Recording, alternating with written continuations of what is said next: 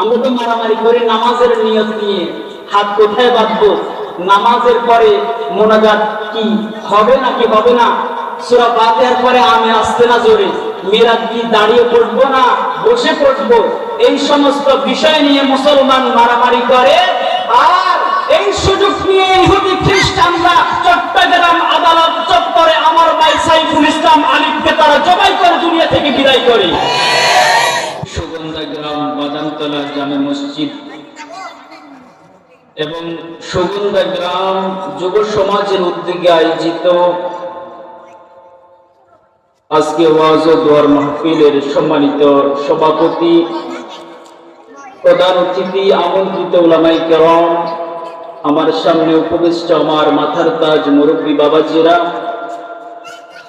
ছোট্ট ছোট্ট সোনামণিরা, পর্দার অন্তরালে আমার সম্মানিত মা এবং বোনেরা, সকলকে উদ্দেশ্য করে আবারও সালাম জানাচ্ছি। আসসালামু আলাইকুম ওয়া রাহমাতুল্লাহ।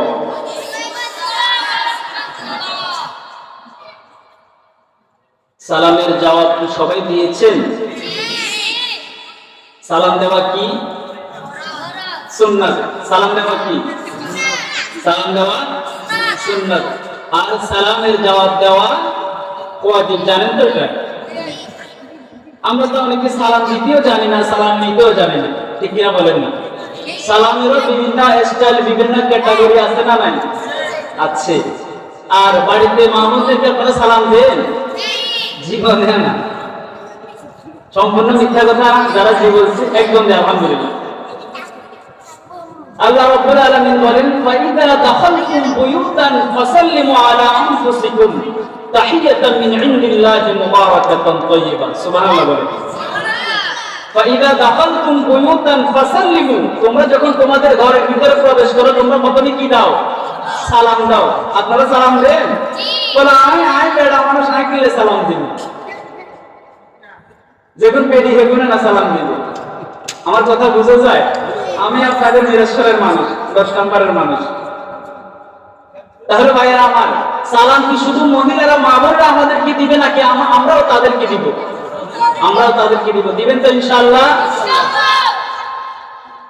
একজন মহামানব ছিলেন মুহাম্মদুর রাসূলুল্লাহ, জোরে বলেন সাল্লাল্লাহু আলাইহি ওয়াসাল্লাম। সেই মহামানবকে, মহামানবের আগে কেউ কোনদিন তাকে সালাম দিতে পারে নাই। জোরে বলে সুবহানাল্লাহ। আল্লাহ রাসূল সব সময় আগে সালাম দিতেন। আল্লাহ রাসূল যখন বাচ্চাদের কাজ দিয়ে যখন হেঁটে যেতেন, আল্লাহ রাসূল সবাইকে সালাম দিতেন, আসসালামু আলাইকুম ওয়া রাহমাতুল্লাহ। 2-3 দিন আপনি বাচ্চাদেরকে সালাম দেন, পরের দিন সেই বাচ্চারা আপনাকে আগে সালাম দিয়ে বলবে। সুবহানাল্লাহ বলেন না? আল্লাহ রাসূলের সুন্নাত যেখানে সেখানে নিরাপদ, আল্লাহর নবীর সুন্নাত যেখানে সেখানে নিরাপদ। এই যে সালামের কথা বলতেছি, সালাম দিলে মহব্বত, ভালোবাসা বৃদ্ধি পায়। যেই পরিবারের মধ্যে সালাম আদান প্রদান হয়, সালাম বিনিময় হয়, সেই পরিবারের মধ্যে আল্লাহ তাআলা বরকত নাযিল করে দেন। বলে সুবহানাল্লাহ। তাহলে পরিবারের মধ্যে শান্তি বাড়াতে চান তো সবাই? বরকত বাড়াতে চান তো? রহমত বাড়াতে চান তো? এই সব কিছু যদি বৃদ্ধি করতে চান, তাহলে দরকার কিসের? সালামে করা যাবে তো ইনশাআল্লাহ।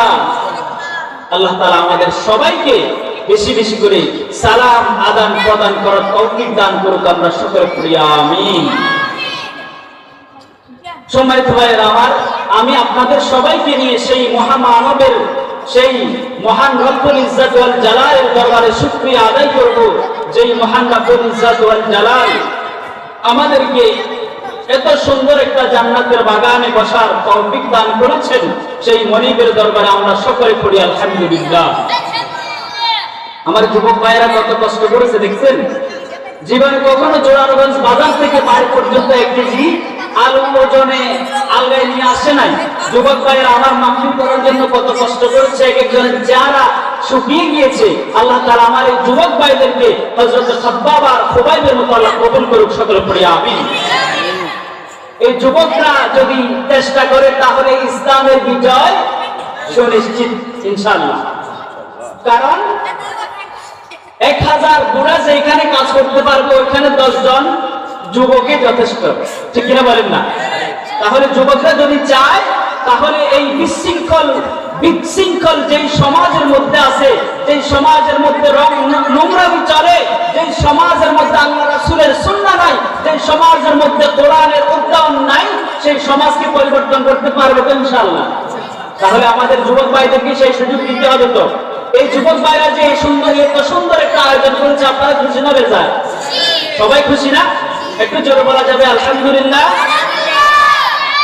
লক্ষ কোটি দরুদ এবং সালাম পেশ করছি বিশ্ব মানবতার মুক্তির বন্ধু ইমামুল আম্বিয়া ইমামুল মুরসালিন آقا نامدار تاجدار مدینہ سرور قائنا جناب محمد رسول اللہ صلی اللہ علیہ وسلم। সর্বোচ্চ জান্নাত কামনা করছি সমস্ত শহীদ ভাইদের, যারা দিন কায়েমের আন্দোলনের জন্য তাদের বুকের তাজা রক্ত ঢেলে দিয়েছেন এবং আমাদেরকে সুন্দর ইসলামী জীবন ব্যবস্থা উপহার দিয়েছেন। আমরা তাদের জন্য সর্বোচ্চ জান্নাত কামনা করছি, সকলে পড়ি আমিন। আরো আমরা জান্নাত কামনা করছি আমাদের যাদের আপনজন প্রিয়জন, বিশেষ করে আমাদের পিতামাতা যাদের কবরের বাসিন্দা হয়েছেন, আল্লাহ তাআলা সবাইকে যেন জান্নাতের সুউচ্চ মাকাম দান করে, আমরা সকলে পড়ি আমিন। আরো জান্নাত কামনা করছি বৈষম্য বিরোধী ছাত্র আন্দোলনে যারা শহীদ হয়েছেন, আল্লাহ তাআলা তাদেরকে যেন জান্নাতের সুউচ্চ মাকাম দান করে, সকলে পড়ি আমিন। সুস্থতা কামনা করছি, আমাদের মধ্যে অনেকে অসুস্থ, বিশেষ করে আমাদের পিতামাতা অনেকের বার্ধক্যজনিত রোগের কারণে অসুস্থ, আল্লাহ তাআলা সবাইকে যেন শিফায়ে কামেলা সিহাতে আফিয়া হায়াতুত তাইয়্যিবা দান করে, আমরা সকলে পড়ি আমিন। সম্মানিত হাজিরিন, কথা না বাড়িয়ে আমরা সরাসরি আলোচনায় চলে যাব। আমরা আজকে এই সুগন্ধা গ্রাম বাদামতলা জামে মসজিদের মাহফিলের আয়োজন থেকে জেনে যাব কিভাবে আল্লাহ তাআলার কাছাকাছি যাওয়া যায়, কিভাবে আল্লাহ তাআলার প্রিয় বান্দা হওয়া যায়। শুনবেন তো ইনশাআল্লাহ? অনেক অনেক মাত বলেছে, একজন হবে, দুইজন, এগুলো কিন্তু দেখছেন সবাই শুনবেন তো ইনশাআল্লাহ? আল্লাহ তাআলা সবাইকে কবুল করুক, আমরা সকলে পড়ি আমিন। তাহলে আমাদের আজকের আলোচনার বিষয় হচ্ছে কিভাবে আল্লাহ তাআলার প্রিয় বান্দা হওয়া যায়, কিভাবে আল্লাহ তাআলার কাছাকাছি যাওয়া যায়। শুনবেন তো ইনশাআল্লাহ? আল্লাহ তাআলা আমাদের সবাইকে সুন্দরভাবে কোরআন এবং হাদিসের আলোকে শ্রবণ করার তৌফিক দান করুক। ওয়া মা আলাইনা ইল্লাল বালাগ, সকলে পড়ি আমিন। সম্মানিত হাজিরিন, আল্লাহ তাআলা হচ্ছে এমন একজন রব, এমন একজন তিনি প্রতিপালক। সেই প্রতিপালক কি আমাদের কাছে নাকি দূরে? আপনারা কি আমার কথা বুঝতেছেন? মনোযোগ আছে আমার দিকে? যুবক ভাইরা, এই সোনামানি কথা বলা যাবে না, সামনে বসে কথা বলা যাবে না, লক্ষ্য করে শোনো কি বলতেছি। সময় চলে যাচ্ছে ভাইরা আমার, লক্ষ্য করে শুনুন। সবাই উত্তর দেন, বুঝে শুনে উত্তর দিবেন। আল্লাহ তাআলা কি আমাদের কাছে নাকি দূরে?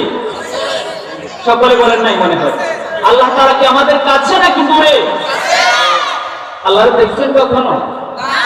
না। কাছের জিনিস দেখা যায় না? যায়। এটা একবারে কাছে না আপনাদের? দেখতেছেন তো সবাই। কিন্তু আল্লাহ কিন্তু এটার চাইতে আরো বেশি কাছে। আল্লাহর দেখছেন কখনো? না, কেউ দেখি নাই। কারণ আমাদের এই চক্ষুগুলা আল্লাহ তাআলাকে দেখার যোগ্য নাই, যোগ্যতা নাই। আল্লাহ তাআলাকে দেখার মতো সেই চক্ষু, চর্মচক্ষুর যোগ্যতা আমরা অর্জন করতে পারি নাই ভাইরা আমার। তাহলে আল্লাহ তাআলা হচ্ছে আমাদের একবারে কাছে। আল্লাহ তাআলা আমাদের কাছে না? অবশ্যই কাছে। কিন্তু সেই আল্লাহকে আমরা কখনো দেখতে পারি না। আল্লাহ তাআলা বলেন, লা তুদরিকুল আবসার ওয়া হুয়া ইউদরিকুল আবসার। কোন দৃষ্টি আল্লাহ তাআলার আয়ত্তে না, সকল দৃষ্টি আল্লাহ তাআলার আয়ত্তে। জোরে বলি সুবহানাল্লাহ। আমরা কিন্তু আল্লাহকে দেখতে পাই না, আল্লাহ তাআলা সকল কিছু দেখতে পায়। বিশ্বনবী সাল্লাল্লাহু আলাইহি ওয়াসাল্লাম বলেন, সাত জমিন, সাত আসমান, এরপরে আল্লাহ তাআলার আরশ, এরপরে আল্লাহ তাআলার আরশের উপরে আল্লাহ তাআলার সিংহাসন, যেই কুরসি রয়েছে, সেই কুরসির উপরে আল্লাহ তাআলা অবস্থানরত রয়েছে। সমুদ্রের তলদেশে অতল গহ্বরে একটা পিঁপড়া যদি হেঁটে হেঁটে যদি চলাফেরা করে, এত দূর এত উঁচু জায়গা থেকে সেই পিঁপড়ার চলাফেরা পর্যন্ত আল্লাহ রাব্বুল আলামিন দেখতে পায়। জোরে বলে সুবহানাল্লাহ। দেখছেন কি ক্ষমতা? আমি এখানে বসে আছি, নিচে যদি একটা যদি পিঁপড়া যদি চলাফেরা করে আমি দেখবো? আমি দেখব। তাহলে ভাই আমরা বলতেছিলাম আল্লাহ তাআলা আমাদের কাছে, আল্লাহ আমাদের কাছে। আমাদের আলোচনার মূল বিষয় হচ্ছে আমরা কিভাবে আল্লাহ তাআলার কাছাকাছি যাব। কথা ক্লিয়ার?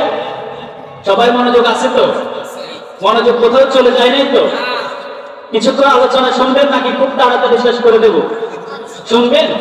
আর আমার সিরাজ ভাই আজকে যে সুন্দর করে বিরিয়ানি রাঁধছে, আমি যখন আসছি তখন আমার গ্রাম লাগছে সিরাজ ভাই খুব সুন্দর করে বিরিয়ানি রাঁধছে। আপনারা বিরিয়ানি খেয়ে যেতেন না? ইনশাআল্লাহ। দেখছেন মাহফিলে আসলে লাভ না লস? ওয়াজও শুনলাম, আল্লাহর কামও করলাম, সুবহানাল্লাহ বললাম, নামাজও পড়লাম, আবার যাওয়ার সময় বিরিয়ানির ব্যবস্থাও আছে না নাই? আল্লাহু আকবার। আল্লাহ তাআলা আমাদের সবাইকে কবুল করুন, আমরা সকলে পড়ি আমিন। তাহলে বিশ্বনবী মুহাম্মদ সাল্লাল্লাহু আলাইহি ওয়াসাল্লাম আমাদেরকে জানিয়েছেন আমরা দুইটা সোর্স থেকে আজকে জানবো কিভাবে আল্লাহ তাআলার কাছাকাছি যাওয়া যায়। একটা হচ্ছে আল কোরআন, আল্লাহর কিতাব, আর একটা হচ্ছে আস-সুন্নাহ অর্থাৎ নবীজির হাদিস। তাহলে আমরা যে দুইটা সোর্স থেকে কথা বলবো, একটার নাম, সবাই কথা বলেন, একটার নাম আল কোরআন, দুই নাম্বার আল হাদিস। এই কোরআনের মধ্যে দেখি আল্লাহ তাআলা কি বলে, আমাদেরকে কাছাকাছি যাওয়ার মাধ্যমটা কি আল্লাহ কি বলে দেখি। আল্লাহ রাব্বুল আলামিন পবিত্র কোরআনের 30 নম্বর সূরা, সূরা আল আরাফের শেষ আয়াতের শেষ অংশে আল্লাহ রাব্বুল আলামিন বলেন ওয়াসজুদ ওয়াকতারিব, সিজদা দাও আর আল্লাহ তাআলার নিকটবর্তী হয়ে যাও। সুবহানাল্লাহ বলেন। তাহলে এই কথাটা বুঝতে পেরেছেন সবাই? আল্লাহ তাআলার নিকটবর্তী হতে হলে কি করতে হবে? সিজদা দিতে হবে। ভাইরা আমার, আল্লাহ রাব্বুল আলামিন বান্দার কত কাছে, আল্লাহ তাআলা আল্লাহর যে কত কাছে সেটা পরিচয় দিচ্ছেন। আল্লাহ তাআলা পবিত্র কোরআনে দুটো শব্দ ব্যবহার করেছেন, এক জায়গায় বলেছেন করিব, আরেক জায়গায় বলেছেন আকরাব। আল্লাহ রাব্বুল আলামিন বান্দার কত কাছে। বিশ্বনবী সাল্লাল্লাহু আলাইহি ওয়াসাল্লামকে প্রশ্ন করা হলো, ও আল্লাহর নবী, তোমরা যে রবের ইবাদত করো, তোমরা যেই আল্লাহর ইবাদত করো, যেই রবের নামে তোমরা তাসবিহ পড়ো, যেই রবের নামে তোমরা নামাজ পড়ো, সেই রব তোমাদের কত কাছে? আল্লাহ রাব্বুল আলামিন সেই প্রশ্নের উত্তর দিয়েছেন, ওয়া ইযা সাআলাকা ইবাদি আন্নী ফাইন্নী করিবুন উজিবু দাওয়াতাদ দাঈ ইযা দাআনি ফালইস্তাজিবু লি ওয়ালইউমিনু বি লাআল্লাহুম ইয়ারশুদুন। বিশ্বনবী সাল্লাল্লাহু আলাইহি ওয়াসাল্লামকে জানানো হলো, ও নবী, আপনাকে বলা হবে, আপনাকে জিজ্ঞাসা করা হবে তোমাদের রব কোথায়, তোমাদের রব কোথায়। রব সম্পর্কে যখন জিজ্ঞেস করা হবে, ও নবী আপনি বলেন ফাইন্নী করিব, নিশ্চয় মুমিন বান্দা যারা, আল্লাহ তাআলার প্যারা বান্দা যারা, আল্লাহ তাআলার মুখলিস বান্দা যারা, তাদেরকে জানিয়ে দাও তোমরা যে আল্লাহর উপর ঈমান এনেছো, যে আল্লাহকে না দেখে জান্নাত জাহান্নাম বিশ্বাস করো, যে আল্লাহকে না দেখে তোমরা জাহান্নামের আগুনকে তোমরা ভয় করো, যে আল্লাহকে তোমরা না দেখে জান্নাতের নিয়ামতের আশা করো, যে আল্লাহকে না দেখে তোমরা কোরআন অনুযায়ী জীবন পরিচালনা করো, সে আল্লাহ বলছে করিব। বান্দা যদি আল্লাহ তাআলার নিকটবর্তী হয়, কেমন নিকটবর্তী? আল্লাহ তাআলা বলেন, আমার যেই সমস্ত মুখলিস বান্দা হবে, আমার যেই সমস্ত প্যারা বান্দা হবে, ও নবী আপনি তাদেরকে জানিয়ে দিন আমি সেই সমস্ত বান্দাদের একবারে নিকটে আছি। জোরে বলি সুবহানাল্লাহ। তাহলে বোঝা গেল আল্লাহ তাআলা দুইটা শব্দ ব্যবহার করেছেন, একটা করিব। এই আয়াতের ভিতরে করিব শব্দটি এসেছে, সবাই লক্ষ্য করুন। ওয়া ইযা সাআলাকা ইবাদি আন্নী ফাইন্নী করিব, আসছে না? করিব শব্দটি এসেছে এই আয়াতের ভিতরে। আবার আল্লাহ রাব্বুল আলামিন সূরাতুল কাফের ভিতরে বলেন, إذ يتلقى المتلقيان عن اليمين وعن الشمال قعيد ما يلفظ من قول إلا لديه رقيب عتيد। ও বান্দা, তোমার গাড়ির মধ্যে তোমার গাড়ির মধ্যে যে শাহী রাত রয়েছে, আবার কোন মুফাসসির বলেছে বান্দার পিঠের মধ্যে যে মেরুদণ্ড রয়েছে, এই মেরুদণ্ড বান্দার কণ্ঠনালীর যত কাছাকাছি আছে তার চাইতেও আল্লাহ রাব্বুল আলামিন বান্দার নিকটে। সুবহানাল্লাহ। দেখছেন, আল্লাহ তাআলা সকলের নিকটে, সকলের কাছে, কিন্তু আমরা আল্লাহ তাআলাকে দেখি নাই। দেখার জন্য আমাদের সেই চর্মচক্ষু এখনো যোগ্যতা লাভ করে নাই। সেই আল্লাহকে দেখতে রাজি আছেন তো? সবাই সবাই আছেন তো? দুনিয়াতে দেখা সম্ভব নয়, আমরা আল্লাহকে জান্নাতে দেখব ইনশাআল্লাহ, বলেন। সেই আল্লাহকে দেখার জন্য আমাদেরকে আল্লাহ তাআলা যেই গাইডলাইন দিয়েছেন সেই গাইডলাইন মেনে চলতে হবে না? অবশ্যই চলতে হবে। এখন বিভিন্ন জায়গায় আলোচনা করার জন্য ফরজ নিয়ে আলোচনা তেমন একটা করি না, কারণ ফরজ নিয়ে আমাদের দেশে যে মারামারি আছে না, নাই আছে না? এখন ফরজের কথা বললে আপনারা দিবেন ঘুরে মায়েরা মারে, কারণ আমরা মুসলমান ফরজ নিয়ে মারামারি করি। ফরজের কথা বলবো না, সুন্নত নিয়ে একটু দেখি কতটুকু আগানো যায়। আমরা তো মারামারি করি নামাজের নিয়ত নিয়ে, হাত কোথায় বাঁধবো, নামাজের পরে মোনাজাত কি হবে নাকি হবে না, সূরা ফাতিহার পরে আমি আসতে না জোরে, মিলাদ কি দাঁড়িয়ে পড়বো না বসে পড়বো, এই সমস্ত বিষয় নিয়ে মুসলমান মারামারি করে। আর এই সুযোগ নিয়ে ইহুদি খ্রিস্টানরা চট্টগ্রাম আদালত চত্বরে আমার ভাই সাইফুল ইসলাম আলিফকে তারা জবাই করে দুনিয়া থেকে বিদায় করে। মানুষ এই সমস্ত ছোটখাটো বিষয় নিয়ে মুসলমান ইখতিলাফ করে, মারামারি করে, মুসলমানদের মধ্যে দ্বন্দ্ব চলে, আর বুয়েটের মেধাবী ছাত্র আবদারকে তারা জবাই করে হত্যা করে ইহুদি খ্রিস্টানরা। ঠিক কিনা বলেন না? আমরা আল্লাহ তাআলার প্রশংসা করব। আমরা মুসলমান, সবকিছু আমাদের নবী এক, আমাদের রব এক, আমাদের আল্লাহ এক, আমাদের কোরআন এক, আমাদের কালিমা এক, আমাদের জাহান্নাম একটা, জান্নাত একটা, আমাদের মধ্যে এত দ্বন্দ্ব ফাসাদ কেন রে ভাই? আমাদের সবাইকে ইসলামের একই সামিয়ানার ভিতরে আল্লাহ তাআলা প্রবেশ করার তৌফিক দান করুক। আমরা সকলে পড়ি আমিন। আমরা কখনো প্রতিবাদ করি নাই, কিন্তু প্রতিবাদ করি না বিদায় এটা মনে করিও না যে আমাদের কবজিতে কোনো জোর নাই, এটা মনে করা চলবে না। মুসলমান হচ্ছে বীরের জাতি, মুসলমান হচ্ছে বীরের জাতি। যেই মুসলমান জান্নাত, আল্লাহর জান্নাতে প্রবেশ করবে, যেই জান্নাতের নেতৃত্ব দিবে মুসলমানরা, যেই দুনিয়ার ইতিহাসের শুরু থেকে আমরা দেখেছি, ইতিহাস পড়ে আমরা জেনেছি, এই মুসলমানরা পৃথিবীর শুরু থেকে শেষ পর্যন্ত নেতৃত্ব দেবে ইনশাআল্লাহ। যারা মনে করে মুসলমানরা দুর্বল, মুসলমানদেরকে আঘাত করে আমরা শেষ করে দিতে পারবো, মুসলমানরা কোনো প্রতিবাদ করতে পারবে না, আপনি ভুল চিন্তা করেছেন। ঠিক কিনা বলেন না? এই মুসলমান বীর জাতি একবার যদি জাগ্রত হয়, বর্ডার ক্রস করে দিল্লি যেতে বাধ্য করবো ইনশাআল্লাহ। ইনশাআল্লাহ বলেন না মুসলমান? ছোট্ট একটা ঘটনা মনে পড়ে গেছে, বলে গেলে আমি শর্ট করি। এক পীর সাহেব, বড় মাপের এক পীর সাহেব, একটা সাপ গেছে তার কাছে, সাপ কোবরা যেগুলো বলেন, আপনারা এই এলাকার ভাষায় কি বলেন? হানখাম। যাই হোক, সেই হানখাম গেছে পীরের কাছে মুরিদ হওয়ার জন্য। পীর সাহেবকে বলতেছে, হুজুর আমি আপনার খুব ভক্ত, আমি আপনার মুরিদ হতে চাই। পীর সাহেব বলতেছে, না, সাপটা মুরিদ করা যাবে না, কারণ কোন জায়গায় কাকে যাই ফোঁস করে মারবে, এটা আবার পরবর্তীতে পীর সাহেবের কাছে দোষ আসবে কি আসবে না? বলে পীর সাহেবের কাছে বলবে, কি মুরিদ বানাইছেন, মানুষ দেখলে খালি সবল মারে, আসবে না নাই? আর এই গোখরা সাহেবের একটা নিয়ম, মানুষ দেখলে সবল মারার অভ্যাস।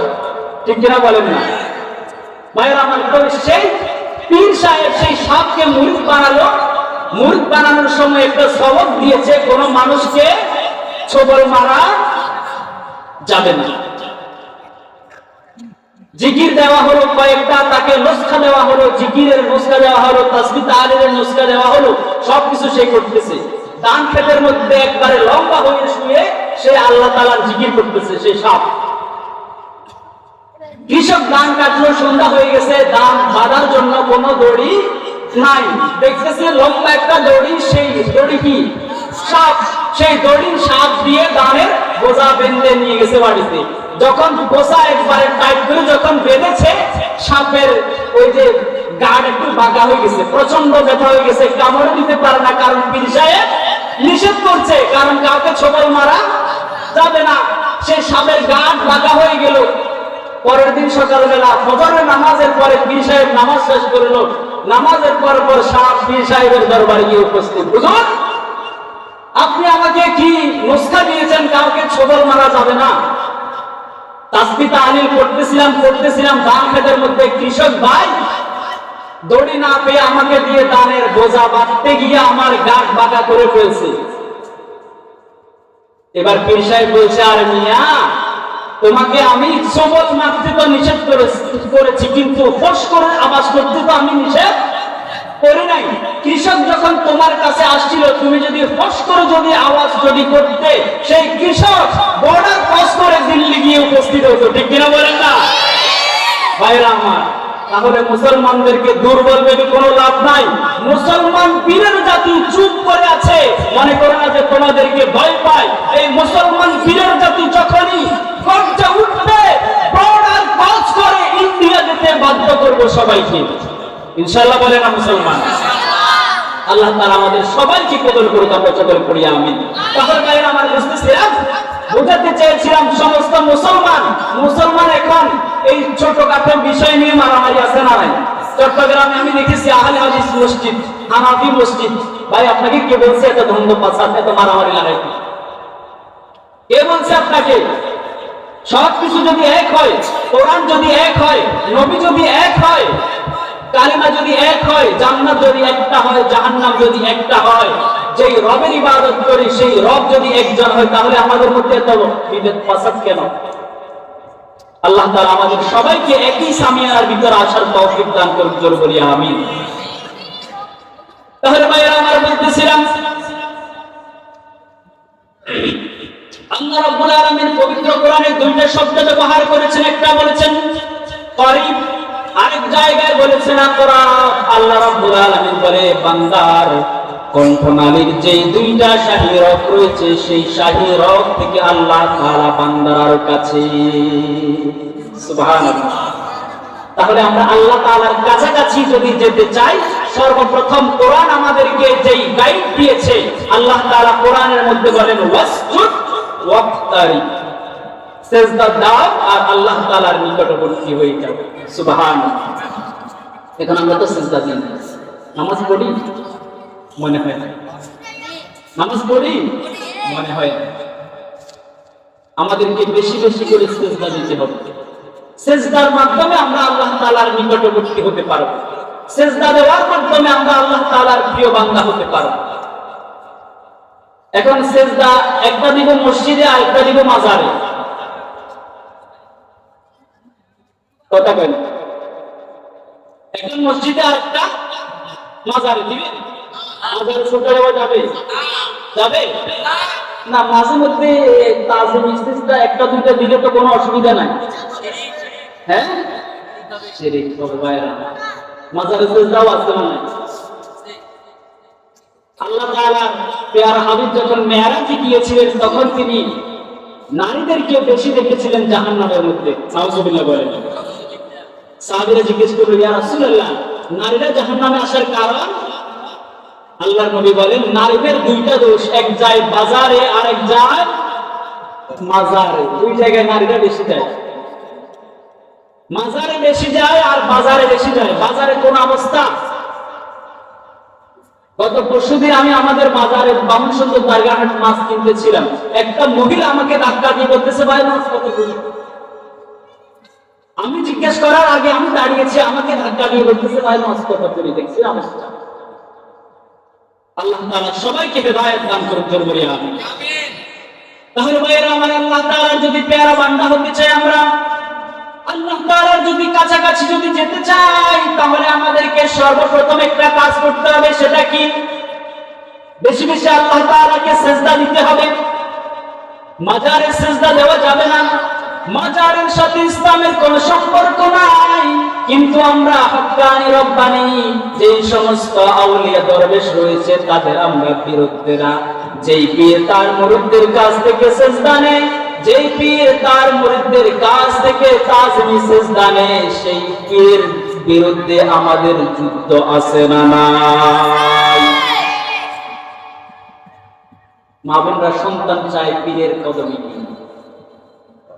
আল্লাহ তাআলা পবিত্র কোরআনে স্পষ্ট ভাষায় বলে দিয়েছেন, ইয়াহাবু লিমান ইয়াশাউ ইনাতা ওয়া ইয়াহাবু লিমান ইয়াশাউ যুকুর আও ইউযাওইজুহুম যুকরানা ওয়া ইনাসা। আল্লাহ রাব্বুল আলামিন যাকে চায় তাকে কন্যা সন্তান দান করে, আল্লাহ তাআলা যাকে চায় তাকে পুত্র সন্তান দান করে, আবার আল্লাহ তাআলা যাকে চায় তাকে কন্যাও দান করে, পুত্রও দান করে। আল্লাহ তাআলা যাকে চান আবার বান্দা করে রাখেন, তাকে কোনো ছেলেও দেন না, মেয়েও দেন না, ফয়সালা কার? সেই আল্লাহ বলেন, ও বান্দা, মাজারের পীরের কোনো ক্ষমতা নাই, পীরের কোনো ক্ষমতা নাই, দরবেশের আউলিয়ার কোনো ক্ষমতা নাই, যতক্ষণ পর্যন্ত না আল্লাহ তাআলার রহমত হয়। আল্লাহ তাআলার হুকুম ছাড়া একটা গাছের পাতা পর্যন্ত নড়ে না। জোরে বলি সুবহানাল্লাহ। আল্লাহ রাব্বুল আলামিন বলেন, ইন্নামা আমরুহু ইযা আরাদা শাইআন আন ইয়াকুলা লাহু কুন ফায়াকুন। ফাসুবহানাল্লাযী বিয়াদিহি মালাকুতু কুল্লি শাইইন ওয়া ইলাইহি তুরজাউন। আল্লাহ রাব্বুল আলামিন বলেন, আমি যখন কোনো কাজ করার জন্য নিয়ত করি, আমি কোনো কাজ করার জন্য যখন সিদ্ধান্ত নিই, আমি যখন কোনো কাজ করার জন্য মনের আকুতি প্রকাশ করি, তখন তাকে বলি কুন, সঙ্গে সঙ্গে সেই কাজটা ফায়াকুন হয়ে রূপান্তরিত হয়ে যায়। সুবহানাল্লাহ। তাহলে আল্লাহ তাআলা যদি চায় কাউকে ছেলে সন্তান দিতে পারে, কাউকে মেয়ে সন্তানও দিতে পারে, কাউকে আবার ছেলেও দেয়, কাউকে মেয়েও দেয়। আছে না এমন? একজনের 3জন মেয়ে, কোন ছেলে নাই, আছে না আপনাদের এলাকায়? আরেকজনের 3-4 জন কোন ছেলে, 3জন ছেলে। আমাদের জসিম হুজুরের 3জন ছেলে, 4জন ছেলে, একটা মেয়েও নাই। এটা কার হুকুম? আল্লাহর হুকুম। ভাইরা আমার, সন্তুষ্ট থাকতে হবে। আল্লাহ আমাদেরকে যে সন্তানগুলা দিয়েছেন, সবাইকে যেন আমরা ইসলামের পথে, কোরআনের পথে যেন কোরবান করতে পারি। আল্লাহ আমাদেরকে তৌফিক দান করুন। জোরে বলি আমিন। তাহলে ভাইরা আমার, বোঝাতে চাইছিলাম, আমরা যদি আল্লাহ তাআলার যদি নিকটবর্তী হতে চাই, আমরা যদি আল্লাহ তাআলার যদি কাছাকাছি যেতে চাই, তাহলে আমাদের 1 নম্বরে কাজ করতে হবে, ওয়াসজুদ। কি করতে হবে? সিজদা দিতে হবে। যদি সিজদা দাও, তাহলে আল্লাহ তাআলার নিকটবর্তী হওয়া যাবে। আমরা যখন আমাদের কোনো সমস্যা হবে, আমাদের যখন যে কোনো জিনিসের প্রয়োজন হবে, জমি নিয়ে সমস্যা, চাকরি চলে গেছে, ফ্যামিলির মধ্যে সমস্যা, সমাজের মধ্যে সমস্যা, মামলা খেতে খেতে জর্জরিত হয়ে গেছি, কোনো কিছুর কাছে যাওয়ার দরকার নাই, সঙ্গে সঙ্গে আল্লাহ তাআলার কাছে সিজদায় লুটিয়ে পড়তে হবে। ঠিক কিনা বলেন না? আল্লাহ তাআলা সকল সমস্যার সমাধান দিতে পারেন। সাহাবায়ে কেরাম যে কোনো সময় সমস্যার সম্মুখীন হতেন, সঙ্গে সঙ্গে তারা সিজদায় লুটিয়ে পড়তেন। সুবহানাল্লাহ। এখন নামাজের তো বিভিন্ন স্টাইল হয়ে গেছে। ইমাম সাহেব যদি রুকু একটু যদি লম্বা করে, তাহলে মুসল্লিদের মনে কষ্ট আছে না নাই? আপনাদের এলাকার কথা বলতেছি, আমি যেখানে থাকি ওখানে কথা বলতেছি। আপনাদের এলাকা মাশাআল্লাহ অনেক ভালো, ভালো না? ইমাম সাহেবের কেরাত যদি লম্বা হয়, মুসল্লিদের মনে কষ্ট। রুকুতে একটু যদি দেরি করে, মুসল্লিদের মনে কষ্ট। সিজদায় একটু যদি দেরি করে, মুসল্লিদের মনে কষ্ট। আর যখন তাশাহুদ পড়ে, তাশাহুদের সময় একটু যদি দেরি হয়, তাহলে মুসল্লিদের কণ্ঠে একটু জাগরি তৈরি হয় কিনা বলেন না? তাশাহুদ একটু যদি দেরি হয়, আছে না নাই? মানে আমার পড়া হয়ে গেছে, আপনি এতক্ষণ করতেছেন কেন? সবাই একটু জিকির করে লা ইলাহা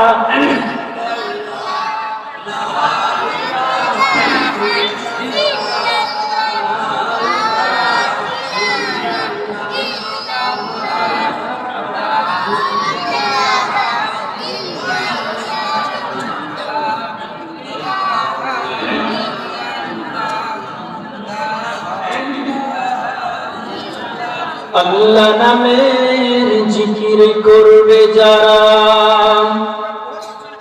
আল্লাহর প্রিয় হবে তারা।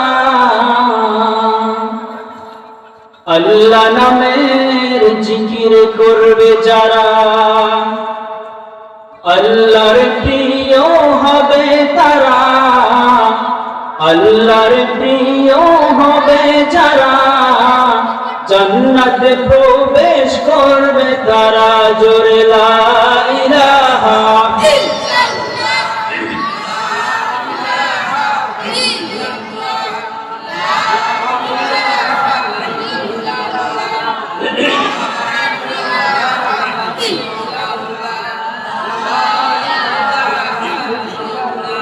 রিক্সা চলে না চালক ছাড়া, নৌকা চলে না মাঝি ছাড়া,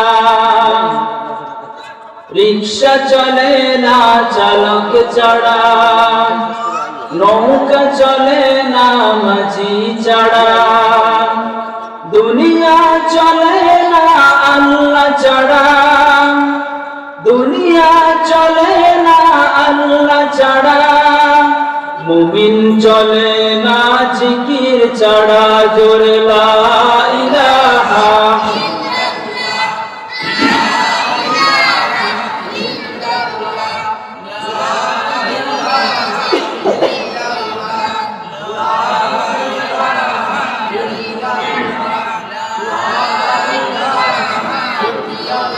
লা ইলাহা ইল্লাল্লাহু সাল্লাল্লাহু আলাইহি ওয়াসাল্লাম। তাহলে আমাদের আলোচনার বিষয় ছিল আল্লাহ তাআলার কাছাকাছি কিভাবে যাওয়া যায়। আমরা কোরআন থেকে জানলাম আল্লাহ তাআলার কাছাকাছি যদি যেতে হয় তাহলে আমাদেরকে কি করতে হবে? সবাই বলেন নাই তো? সিজদা দিতে হবে, ওয়াসজুদ ওয়াক্তারি, সিজদায় লুটিয়ে পড়তে হবে। আমরা আল্লাহ তাআলার কাছাকাছি যদি যেতে চাই, আমরা আল্লাহ তাআলার খাঁটি যদি বান্দা হতে চাই, তাহলে আমাদের এক নাম্বার সবক হচ্ছে কোরআন আমাদেরকে জানিয়ে দিয়েছে কেউ যদি আল্লাহ তাআলার পেয়ারা হাবিব, পেয়ারা বান্দা হতে চায় তাহলে ওয়াসজুদ, সেজন্য বেশি বেশি কি করে? সিজদা করে। পারা যাবে তো ইনশাআল্লাহ? আজকে এত বড় আয়োজন, সকালে ফজর নামাজে মুসল্লি নাই, এমন হবে তো? এরকম হবে না, এরকম হওয়া যাবে না। তাহলে কোরআন আমাদেরকে শিখিয়ে দিয়েছে ওয়াসজুদ ওয়াক্তারি, আল্লাহ তাআলার নিকটবর্তী হও, এর আগে কি করতে হবে? সিজদা দিতে হবে। এরপরে আমরা হাদিসকে যখন আমরা জিজ্ঞেস করি বান্দা আল্লাহ তাআলার কাছের মানুষ কিভাবে হতে পারে, তখন হাদিস আমাদেরকে জানিয়ে দেয় ওমা ইয়াযালু আবদি ইয়াতাকাররাবু ইলান নওয়াফিল, বান্দা যখন বেশি বেশি নফল ইবাদত করবে তখন বান্দা আল্লাহ তাআলার কাছাকাছি অবস্থান করবে। সুবহানাল্লাহ।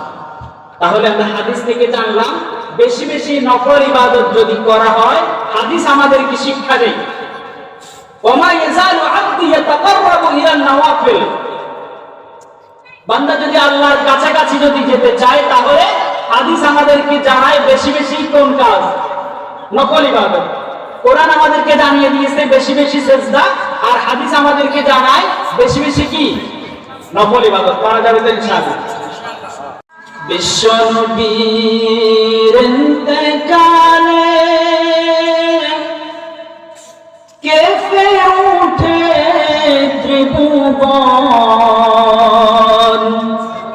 আকাশ কাঁদে, জমিন কাঁদে, কাঁদে মাওলার সিংহাসন। আল্লাহুম্মা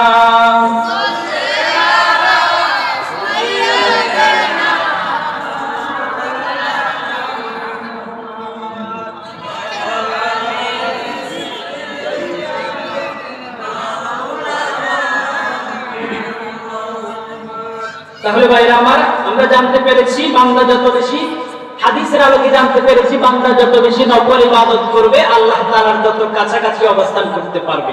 সুবহানাল্লাহ বলেন। কাজ সহজ নাকি কঠিন? কাজ হচ্ছে সহজ, আমরা বানিয়েছি কঠিন, ঠিক কিনা বলেন? কাজ অনেক কঠিন, ইসলাম অনেক সহজ, আমরা এটাকে কঠিন বানিয়ে ফেলেছি, ঠিক কিনা বলেন? একজন অমুসলিম একজন অমুসলিম যখন ইসলামের ছায়া তলে আসে, এক হুজুর বলে তাকে সুন্নি মুসলমান বানাতে হবে, যে হানাফি সে বলে তাকে হানাফি বানাবে, আহলে হাদিসের ভাইরা বলে তাকে আহলে হাদিস বানাবে। মসজিদে যখন যায় তখন আমাদের ইমাম সাহেব বলে এটা করা যাবে না, ওইটা করা যাবে না, এমন করা যাবে না, অমন করা যাবে না। তো সেই অমুসলিম ভাই বলে যদি এত কিছু যদি না করা যায় তাহলে আমি আর তোমাদের সাথে নাই। যে সর্বপ্রথম মুসলমান হচ্ছে আপনি তাকে দাওয়াত দেন, বলে আসেন আমাদের মসজিদে। কি হয় দেখেন, আমরা কিভাবে নামাজ পড়ি, কিভাবে ওযু করি, কিভাবে আমরা কোরআন তেলাওয়াত করি, কিভাবে ওযু করতে হয়, কিভাবে আমরা নফল ইবাদত করব, কিভাবে সালাম নেব, আমাদের চরিত্র, উত্তম চরিত্র কিভাবে গঠন করব, আগে তাকে শিক্ষা দিতে হবে, তাই না? শিক্ষা দেওয়া ছাড়া, শিক্ষা দেওয়ার আগে যদি বলি এটা করা যাবে না, ওইটা করা যাবে না, সে বলবে তোমাদের মধ্যে যদি একটা রেজাল্ট হয় তাহলে আমি আর তোমাদের সাথে নাই।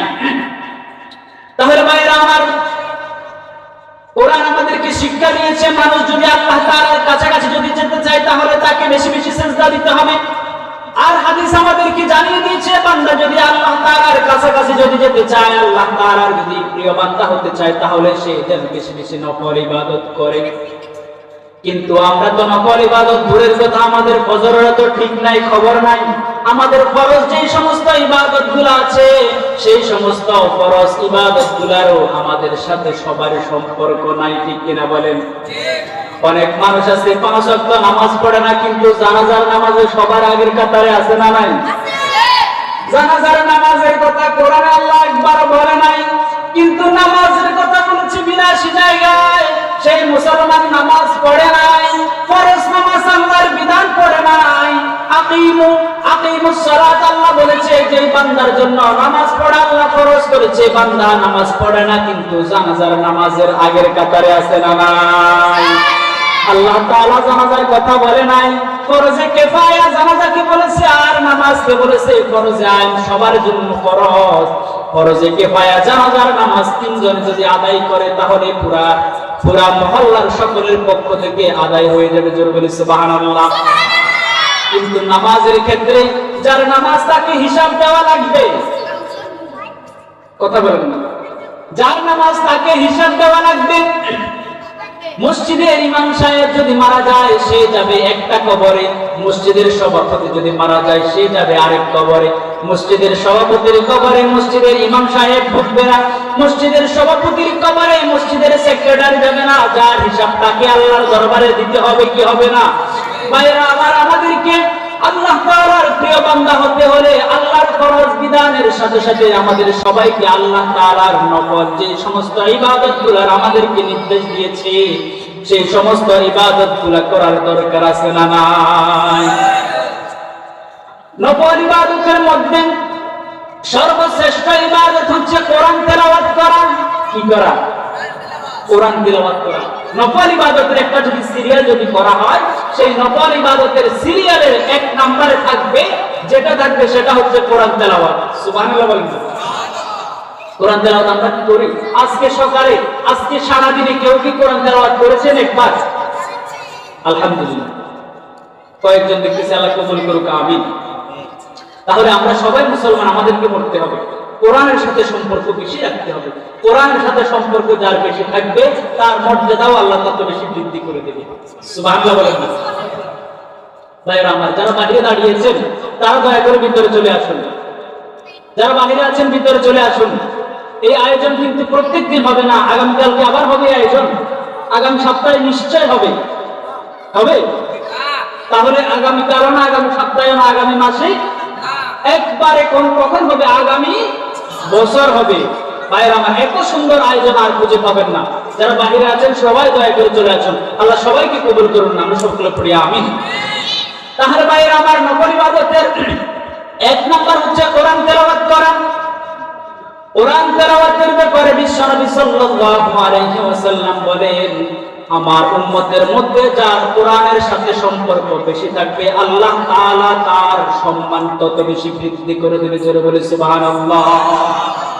আগেরকার সময় বাংলাদেশের ৬৮,০০০ গ্রাম থেকে ৬৮,০০০ গ্রামের প্রত্যেক মহল্লা, প্রত্যেক পাড়া, প্রত্যেক পরিবার, প্রত্যেক ফ্যামিলি, প্রত্যেক ঘর থেকে ফজরের নামাজের পরে কোরআনের সমুদ্র আওয়াজ বের হতো, তাই না?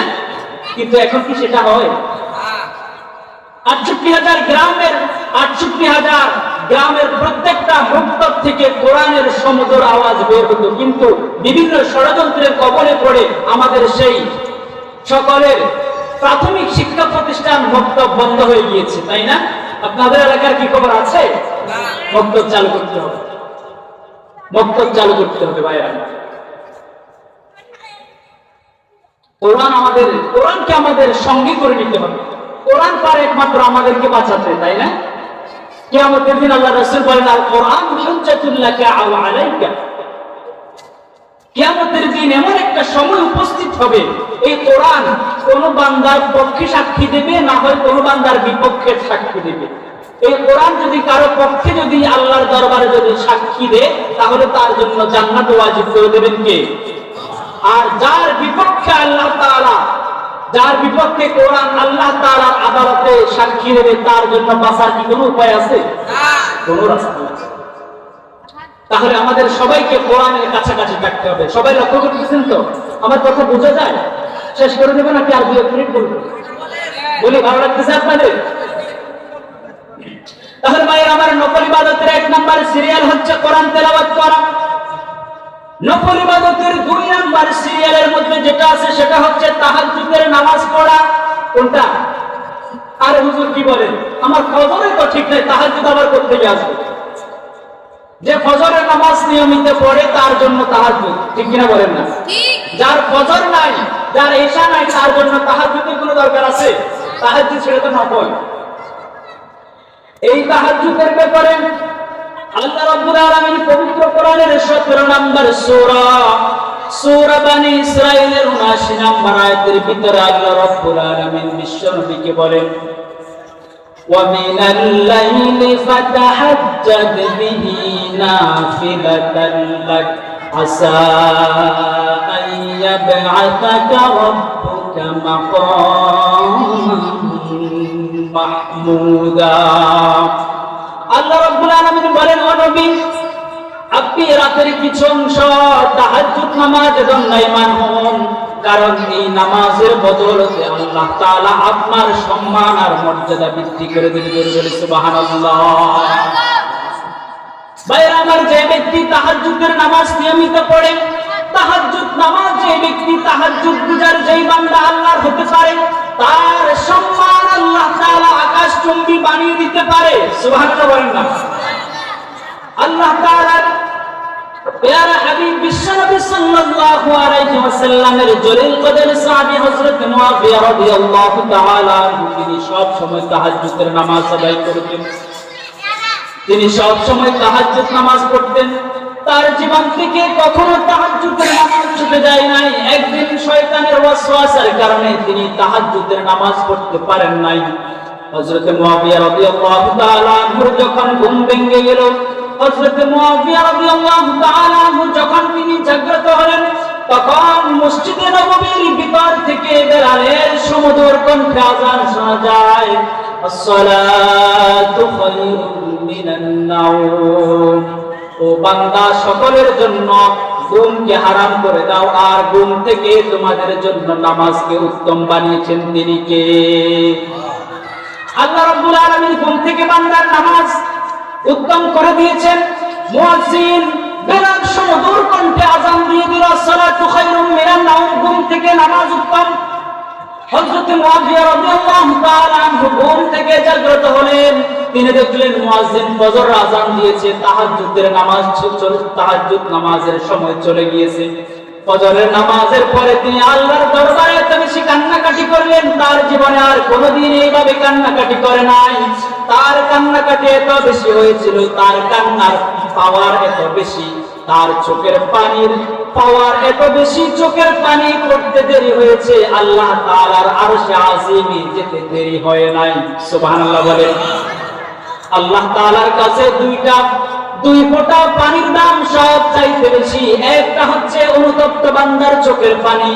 বান্দা যখন গুনাহ করে, গুনাহ করার পর অনুতপ্ত হয়ে আল্লাহর দরবারে যখন ক্ষমা প্রার্থনা করে, আল্লাহর দরবারে যখন দুই হাত তুলে বান্দা যখন আল্লাহর কাছে কেঁদে কেঁদে যখন তার অনুশোচনা করে পূর্ববর্তী গুনার জন্য, বিশ্বনবী ঘোষণা দিয়েছেন সেই বান্দার চোখের পানি চোখ বেয়ে নাকের ডগাবে জমিনে পড়ার আগে আগে আল্লাহ তাআলা সেই বান্দার জীবনের সমস্ত গুনাহ মাফ করে দেয়। জোরে বলি সুবহানাল্লাহ। দুই নাম্বার পানির দাম সবচাইতে আল্লাহর কাছে বেশি ওই পানি, শহীদ যে শহীদ আল্লাহর দ্বীনকে জিন্দা করার জন্য, আল্লাহর দ্বীন কায়েমের জন্য কাফেরদের হাতে নির্যাতিত হয়ে নিহত হয়।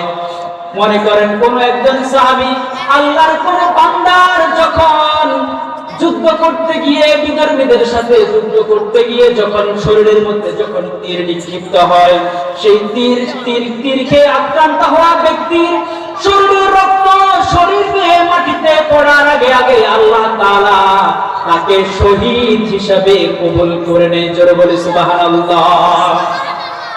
হযরত মুআবিয়া রাদিয়াল্লাহু তাআলা আনহু ফজরের নামাজে আল্লাহর কাছে এত বেশি কান্নাকাটি করলেন, আল্লাহ আমার জীবন থেকে একটা দিন তাহাজ্জুদ ছুটে গিয়েছে, আমার জীবন থেকে একটা দিন তাহাজ্জুদ চলে গিয়েছে, জানি না আমি কি আগামী দিন পর্যন্ত তাহাজ্জুদের সময় পর্যন্ত বেঁচে থাকবো কিনা আমি জানি না।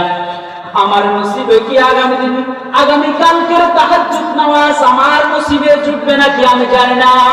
এই বলে অনুশোচনা করে করে হযরত মুআবিয়া আল্লাহর দরবারে এত বেশি কান্নাকাটি করলেন। পরের দিন যখন তাহাজ্জুদের সময় হলো, তাহাজ্জুদের সময় যখন হয়ে গেল, হযরত মুআবিয়ার ঘরের দরজার মধ্যে গিয়ে কোন একজন মানুষ, কোন একজন প্রাণী, কোন এক আল্লাহর সৃষ্টি মুআবিয়ার দরজার মধ্যে নক করতেছে, মুআবিয়া ও মুআবিয়া তাহাজ্জুদের সময় হয়েছে, তুমি তোমার আরামের ঘুমকে হারাম করে তুমি তাহাজ্জুদ নামাজের জন্য দণ্ডায়মান হও। সুবহানাল্লাহ বলেন। হযরত মুআবিয়া রাদিয়াল্লাহু তাআলা এবার বললেন, কে তুমি? সেই হচ্ছে শয়তান। শয়তান তার পরিচয় দেয় নাই। মুআবিয়া রাদিয়াল্লাহু তাআলা বুঝতে পারলেন সে হচ্ছে শয়তান। হযরত মুআবিয়া এবার শয়তানকে জিজ্ঞেস করে, ও শয়তান, গতকালকে তোমার ওয়াসওয়াসা দেওয়ার কারণে আমি তাহাজ্জুদের নামাজ পড়তে পারি নাই, আমার জীবন থেকে একটা দিন তাহাজ্জুদ ছুটে গিয়েছে। শয়তান এবার বলতেছে, ও মুআবিয়া, আজকে তাহাজ্জুদের সময় তোমাকে কেন ডেকে দিচ্ছি তুমি কি জানো নাকি? তোমাকে আমি গতকালকে ওয়াসওয়াসা দিয়েছি, গতকালকে ওয়াসওয়াসা দেওয়ার কারণে তুমি তাহাজ্জুদ নামাজ পড়তে পারো নাই। তুমি ফজরের নামাজে সিজদায় পড়ে এত বেশি কান্নাকাটি করেছিলা, তোমার কান্নাকাটি আল্লাহর দরবারে এত বেশি মঞ্জুর হয়ে গিয়েছে। আল্লাহ তাআলা তাহাজ্জুদ নামাজ 1000 বছর তাহাজ্জুদ নামাজ পড়লে যে সওয়াব পাবে, তোমাকে একদিন আমি ঘুম পাড়িয়ে রেখেছি, তোমাকে আমি তাহাজ্জুদ পড়তে দেই নাই, তোমার চোখের পানি আল্লাহ এত বেশি কবুল করেছে। একদিন তাহাজ্জুদ না পড়ার কারণে আল্লাহ তাআলা তোমার আমল নামায় 1000 বছরের তাহাজ্জুদের সওয়াব দিয়ে দিয়েছে। জোরে বলি সুবহানাল্লাহ। তাহাজ্জুদ পড়ে নাই কয়দিন? শয়তানের ওয়াসওয়াসার কারণে এত বেশি কান্নাকাটি করেছিলেন, এত বেশি অনুশোচনা করেছিলেন, আল্লাহ আমার জীবন থেকে আরেকটা দিন চলে গেল, একটা দিন চলে গেল, আগামী তাহাজ্জুদ পর্যন্ত আমি বাঁচবো কিনা আমি আল্লাহ জানি না। ও আল্লাহ, দয়া করে মেহেরবানি করে তুমি আমার জীবনের গুনাহগুলো মাফ করে দাও। এত কান্নাকাটি, কান্নার পাওয়ার এত বেশি ছিল, যার কারণে আল্লাহ তাআলা 1000 বছর তাহাজ্জুদ পড়লে যে সওয়াব পাওয়া যেত, হযরত মুআবিয়ার আমলনামার ভিতরে আল্লাহ তাআলা সেই সওয়াব দিয়ে দিয়েছে। জোরে বলি সুবহানাল্লাহ। এজন্য আল্লাহ রাব্বুল আলামিন বলেন, ওয়া মিনাল লাইলি ফাতাহাজ্জাদ বিহি নাফিলাতাল লাক আসা আন ইয়াবআসাকা রাব্বুকা মাকামান মাহমুদা। আমরা সব সময় তাহাজ্জুদ নামাজের অভ্যাস করব ইনশাআল্লাহ। বলেন, সামনে রমজান মাস আসতেছে না? রমজান মাসে কিন্তু তাহাজ্জুদ নামাজ পড়ার সুবর্ণ সুযোগ থাকে, এটা জানেন আপনারা? সাহারি খাওয়ার জন্য আমরা সকালে উঠি না? 10 মিনিট আগে যদি আপনি উঠেন, সাহারি খাওয়ার জন্য তো উঠতেই হবে, 10 মিনিট আগে যদি উঠি, তাহলে কি 2 রাকাত তাহাজ্জুদ পড়া সম্ভব হবে না? অবশ্যই সম্ভব হবে। আল্লাহ আমাদের সবাইকে তাহাজ্জুদ রোজার বান্দাদের অন্তর্ভুক্ত হওয়ার তৌফিক দান করুক। আমরা সকলে পড়ি আমিন। 3 নাম্বার নফল ইবাদতের 3 নাম্বার সিরিয়াল হচ্ছে মানুষের জন্য দোয়া করা। সুবহানাল্লাহ বলুন। মানুষের জন্য এটা আবার কেমন করে? আমার দোয়া আমি করব, আমি নিজের জন্য করব, ওর জন্য কেন করব?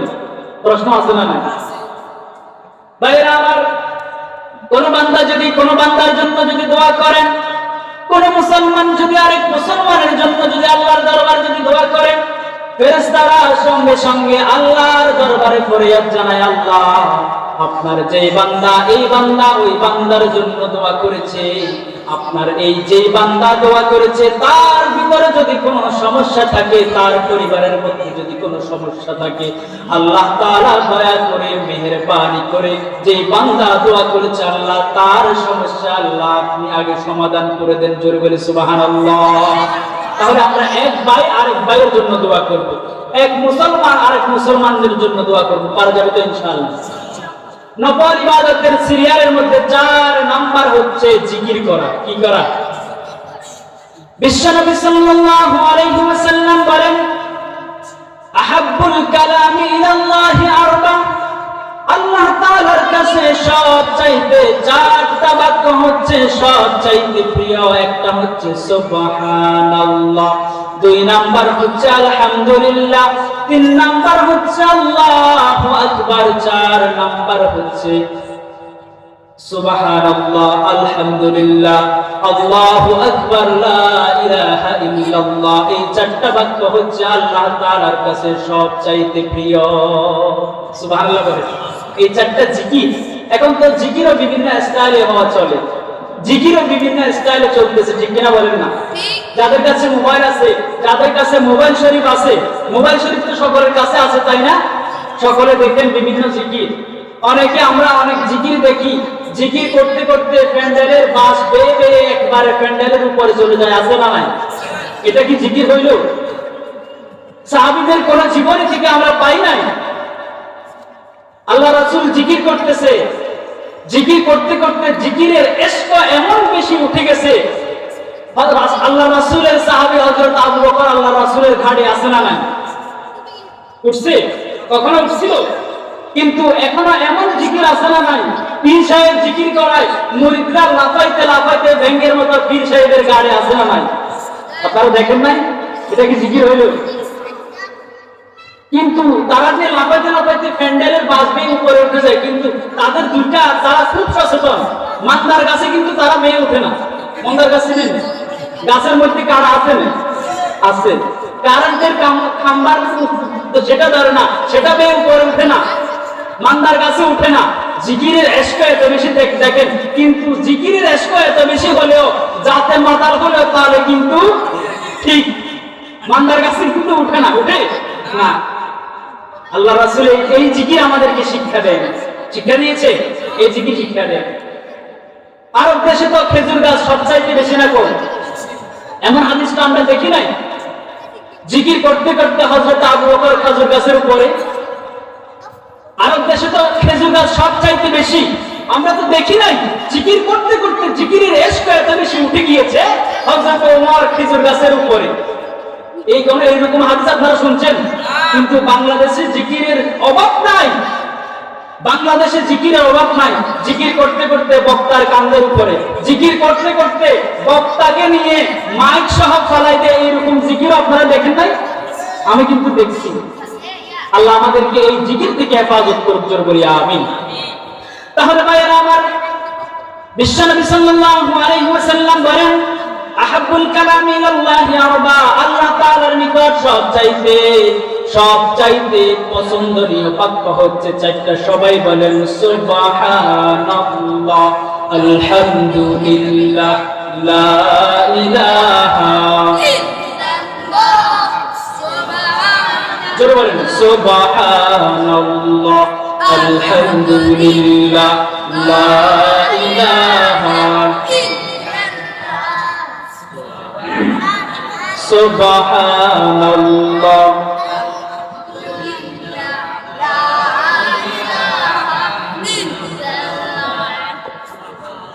সুবহানাল্লাহ, লা ইলাহা তুমি বাঁচাও তুমি মারো ও বীরত ক্ষমা করো তুমি বাঁচাও তুমি মারো ও বীরত ক্ষমা করো দরার যে জান তাকে দরার যে জান তাকে দরার যে জান তাকে সবই তুমি আল্লাহ সুবহানাল্লাহ লা ইলাহা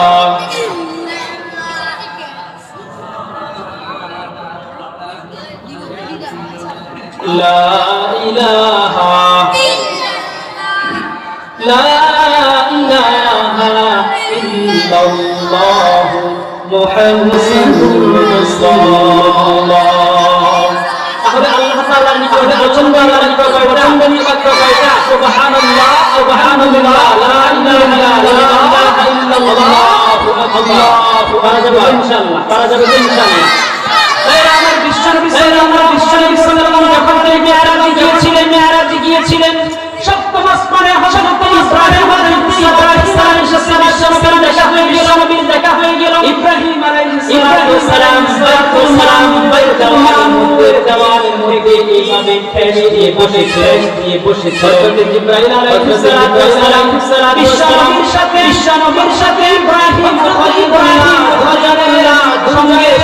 সঙ্গে সাক্ষাৎ করিয়ে দিলেন হযরত ইব্রাহিম আলাইহিস সালাম বলেন আল্লাহর নবী বলেন আল্লাহর নবী জান্নাত হচ্ছে একটা জান্নাত হচ্ছে একটা সেই জায়গার মধ্যে একটা বৃক্ষর সেই বৃক্ষের নাম সুবহানাল্লাহ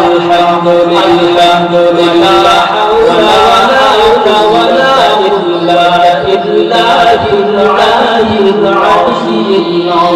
এটা হচ্ছে জান্নাতের একটা নাম সুবহানাল্লাহ বলে তাহলে ভাইরা আমার নফল ইবাদতের চার নাম্বার হচ্ছে বেশি বেশি জিকির নফল ইবাদতের সিয়ামের মধ্যে দান সাদকা করা দান খয়রাত খয়রাতের ব্যাপারে আল্লাহ রাব্বুল আলামিন 2 নম্বর সূরা আল বাকারা এর 60 নম্বর আয়াত বলেন লাযিনা ينفق أموال سبيل كمثل أنبتت سبع سنابل في كل سنبلة حبة والله يشاء والله عليم الله أكبر الله أكبر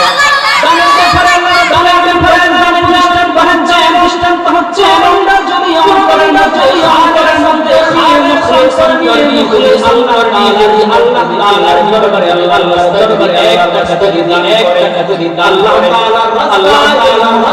যদি ইখলাস এক টাকা যদি দান করে সেই আল্লাহ রাব্বুল আলামিন যদি একটা বীজ বপন সেই বীজ থেকে সর্বপ্রথম বের হয় একটা থেকে বের হয় একটা বীজ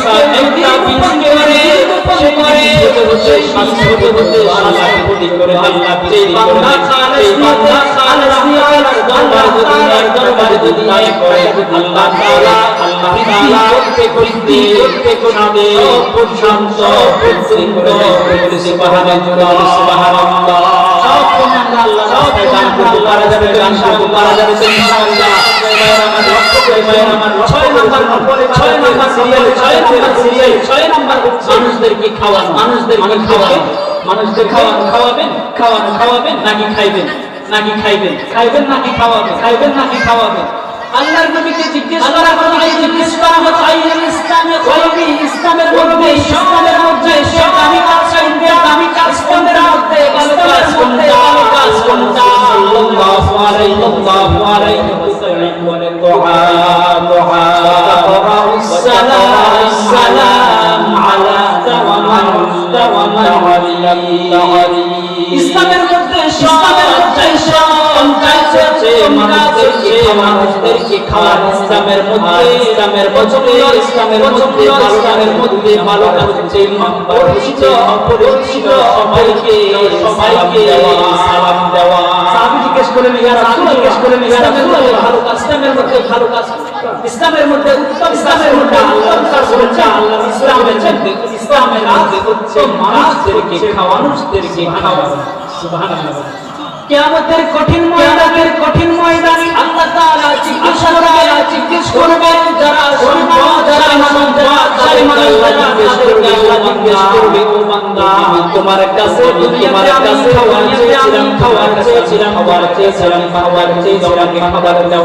খাবার দাও নাই। তখন আল্লাহ আমাদের কাছে খাবার বলে আমরা খাওয়ানোর ব্যবস্থা। তখন আল্লাহ বলবে বান্দা তোমার কাছে একজন শিশু এসেছিল মিসকিন এসেছিল তুমি যদি আমি আল্লাহকে সুবহানাল্লাহ আপনাকে তুমি খাবার দাও কারণে তুমি আমাকে খাওয়াতে পারো নাই। তাহলে ভাই আমরা সকাল খুশি করব মানুষদেরকে খাওয়াবো। এই নকল ইবাদত এই ছয়টা নকল ইবাদত চাইতে বেশি দামি। আমার সবাই রিপিট করে সবাই রিপিট করে এক নাম্বার তেলাওয়াত এক নাম্বার কি সবাই বললেন না এক নাম্বার কোরআন এক নাম্বার কোরআন দুই নাম্বার সাহায্য দুই নাম্বার তিন নাম্বার মুসলমান ভাইয়ের দোয়া করা চার দোয়া করা সব সময় আমার সব সময় আল্লাহর জিকির করা। নাম্বার হচ্ছে কোরআন সজ্জা করা ছয়টা মানুষদেরকে বেশি এই ছয়টা হচ্ছে নফল ইবাদত পারা যাবে তো ইনশাআল্লাহ। সর্বশেষ আরেকটা নামাজের কথা বলে আমি শেষ করব। আমরা যখন মসজিদে যাই আমরা যখন যাই রাসূল আমাদের কি বসার আগে দুই রাকাত নামাজ আদায় তাহিয়াত সেটাকে আমরা তাহিয়াত কিংবা দুখুলুল মসজিদ আমরা সেটা কিন্তু শুধু জুমার দিন আদায় করি। মসজিদের হক হচ্ছে মসজিদের সম্মান যদি মুসলমান করে সঙ্গে সঙ্গে নামাজ আদায় করবে। সেই দুই রাকাত নামাজের আমি আলোচনা এখানে শেষ করব। ভাইরা আমার এই দুই রাকাত তাহিয়াত নামাজের কি ফজিলত দেখেন। বিশ্বনবী সাল্লাল্লাহু আলাইহি ওয়াসাল্লাম 27 রজব আল্লাহ তাআলা তাকে মেরাজ করিয়েছিলেন। মেরাজে গিয়েছিলেন আল্লাহ তাহা শেষ করলেন সীমান্তের পরে মায়ের শব্দ পেলেন আল্লাহর রাসূল দেখলেন পায়ের শব্দ হয় আর সাহাবীর পায়ের ইসলামের হযরতে বিলালের পায়ের আওয়াজ সুবহানাল্লাহ হযরতে বিলালের আওয়াজ রাসূল মেরাজে গিয়ে সেখানে সুবহানাল্লাহ বলেন না। পরের দিন যখন তিনি আসলেন আসার পর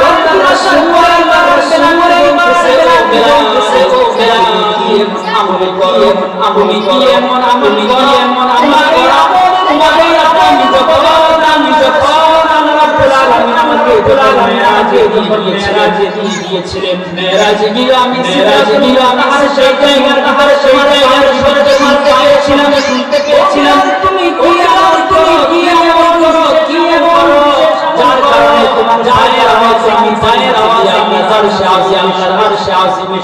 হযরত বিলাল বলতেছে ইয়া রাসূলুল্লাহ আমি আপনার সম্মানিত সাহাবী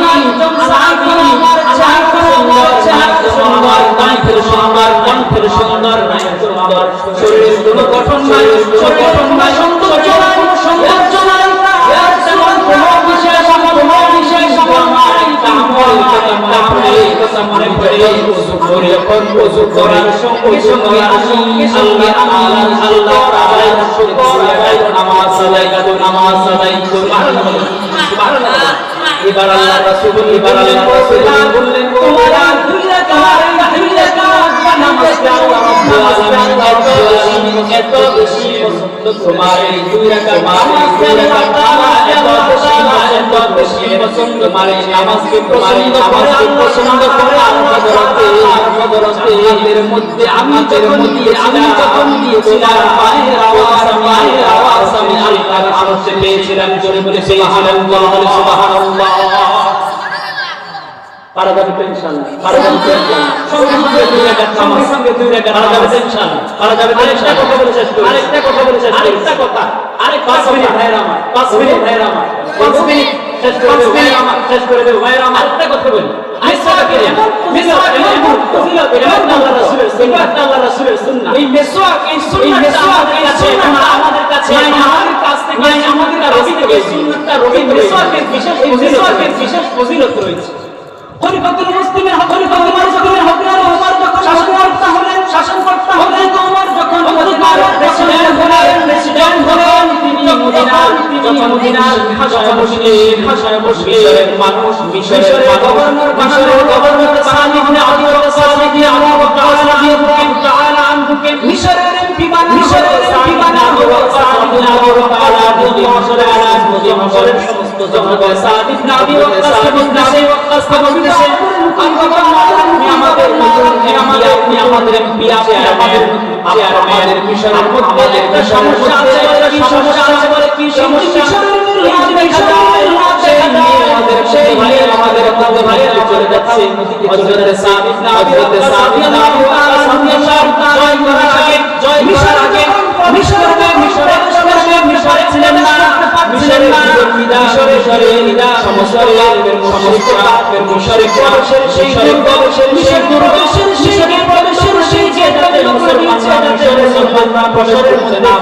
করতে না পারে এই অবস্থা দেখে সবাই মুসলিমিয়া হযরত ওমর ইবনে খাত্তাব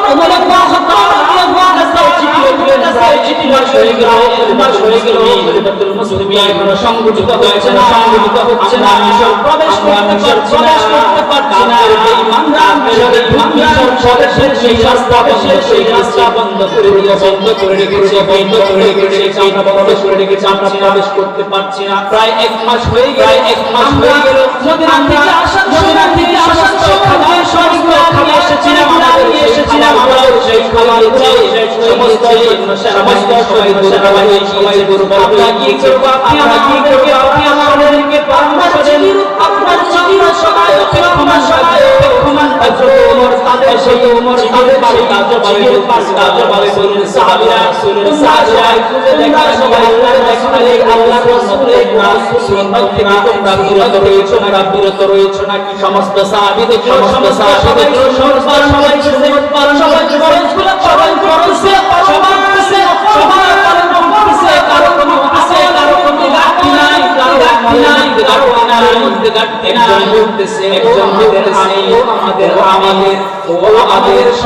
আমাদের সভাপতি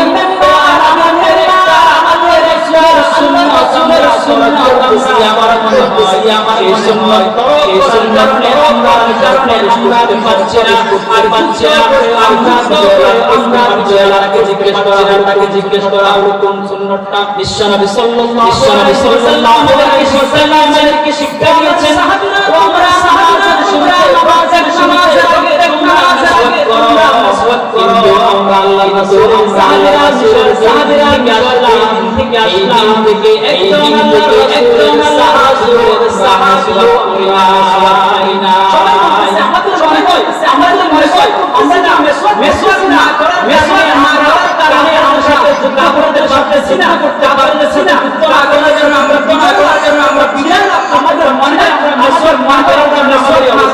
আমাদের অবস্থা হয়েছে। যখন আজান হয়ে গেল সেই মিশরের নামাজ আদায় করবে আজান দেওয়া হলো সাহাবীরা সবাই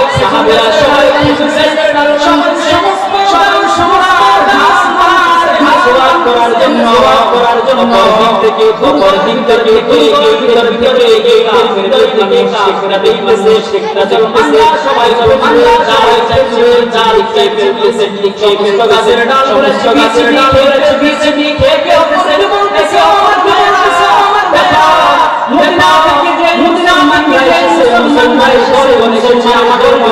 আমাদের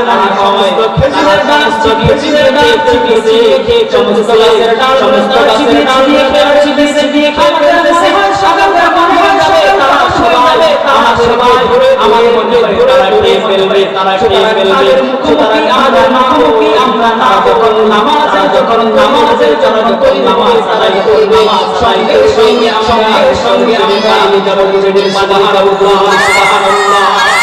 দেখছেন একটা সুন্নতের কত পাওয়ার মেসওয়াক এত পাওয়ার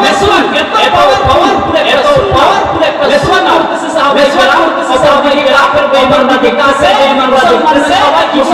সবাই কি করতেছে মেসওয়াক করেছিল মেসওয়াক কি তারা তো জানে না তারা জানে না মেসওয়াক কি সমস্ত গাছের ডালপালা সকাল বলে মনে হয় আমাদের কেউ তারা সেখান থেকে চলে গেল আর মুসলমানরা যুদ্ধ করা লাগে না এদের কোনো কথা হওয়া যায় না বিনা মুসলমানদের বিজয় সুবহান সে আল্লাহ এখন আছে না সে আল্লাহ এখন আছে না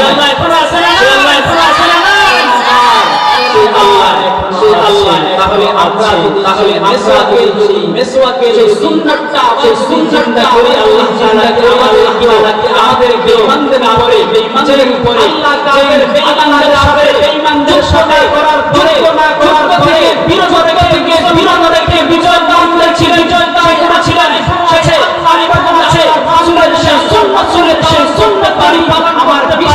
আমার বিশ্বাস জয় লাভ করতে পারবো ঠিক কিনা বলো আমার ভাইয়েরা ইনশাআল্লাহ আল্লাহ তাআলার কাছে যদি যেতে চায় এক নাম্বার করতে হবে সিজদা কখন থেকে করবেন সিজদা কখন করবেন নামাজ আগামীকাল কখন থেকে কাউকে যদি জিজ্ঞেস করি ভাই নামাজ পড়তে কেন বলে আগামীকাল থেকে আসবো কখন আগামীকাল কালকে জিজ্ঞেস করি কিরে ভাই নামাজ কালকে বলে নামাজ পড়তে বলতেছে আগামীকাল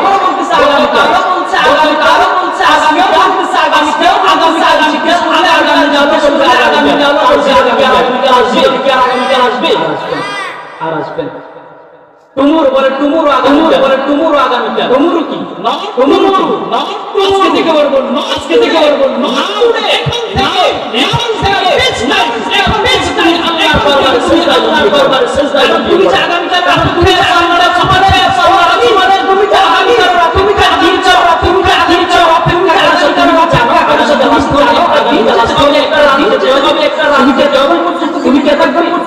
আল্লাহ রাসূলের কড়া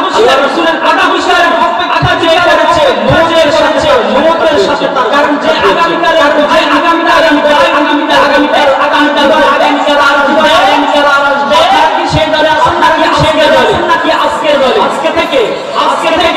আজকে থেকে ইনশাআল্লাহ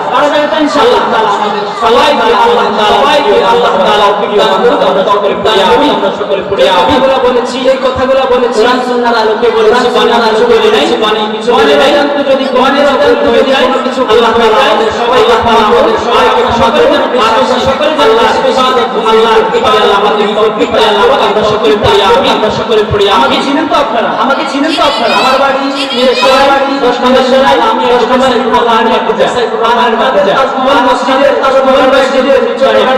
ইনশাআল্লাহ যাবেন ওখানে দেখা করবে ওখানে আমি নিয়মিত দেখা হবে ইনশাআল্লাহ আল্লাহ তাআলা আমাদের সবাইকে